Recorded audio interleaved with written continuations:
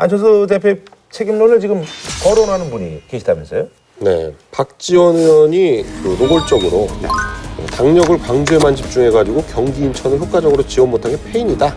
네, 광주시장 선거에만 안 대표가 올인하는 바람에 정작 초접전 지역인 경기 인천에 당력을 집중 못했다. 이렇게 주장을 하니까요.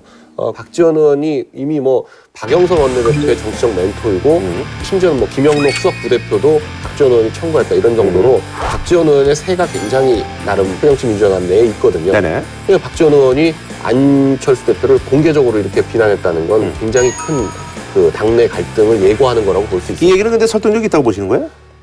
그렇죠.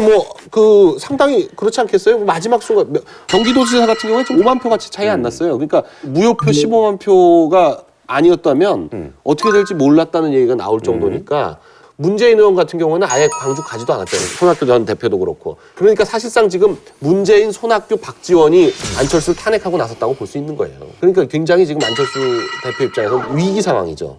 아니 근데 사실은 손학규 전 대표 같은 경우는 이제 경기 쪽에서 이제 계속 이제 네. 본인이 어쨌든 돌았잖아요. 네. 근데 어쨌든 경기가 좋잖아요. 네. 근데 손학규 대표도 그럼 뭐 할 말은 별로 없을 것 같은데. 그러니까 아무 말은 안 하죠. 그러니까 아무 말은 안 하는데, 근데 그 이미 우리 다 같은 식구인데 뭐하러 도냐라고 손학규 의원이 하는 거나, 문재인 의원처럼 아예 안 가는 거나, 그건 이미 다 광주 선거에는 관심이 없었다는 얘기죠. 박지원 전 대표가 하는 문제 제기는 지금 지도 체제를 허물고 새로 전당대회를 새로 해서 전당대회를 하자는 얘기예요. 본인이 당대표를 하겠다는 거잖아요. 근데 지금 공동대표 체제니까 네네. 공동대표 체제 핵심은 안철수를 겨냥해서 공격하는 수밖에 없잖아요. 그렇잖아요. 그래서 공격해서 만약에 안철수 대표가 그래 나 안 해. 내가 책임질게 라고 해버리면 이건 지도부가 무너지는 거니까 전대를 새로 해야 된단 말이에요. 전당대회를 새로 해야 되는 거니까 그걸 노리고 하는 문제 제기인 거는 분명해요. 맘 약한 사람 흔드는 거예요. 근데 공천 문제 제기를 하려면 예? 본인도 공천한 사람이 떨어졌잖아요. 목포에서. 목포시장 무소속이 됐어요.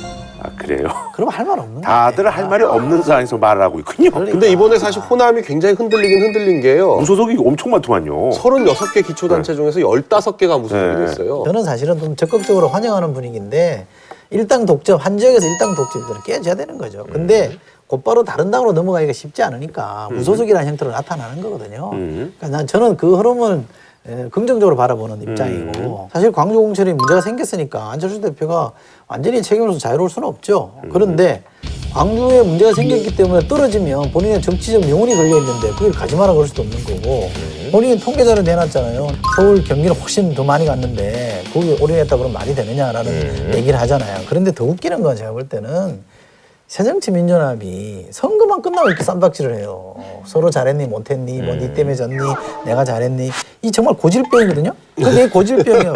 이거를 사실은 유권자들이 더 싫어해요. 근데 선거 이게 지고도요. 아니, 박지원 의원만 그런 게 아니라 지금 정동영 그 상임 고문도 라디오 인터뷰에서 경기도지사 선거가 아쉽다. 인천은 당력을 집중하지 못했다라고 해가지고 경기 인천 패배 얘기를 한 거예요. 그러니까 지금 김한길 안철수 체제를 흔들고 싶은 사람은 다 한마디씩 하는 거예요. 다.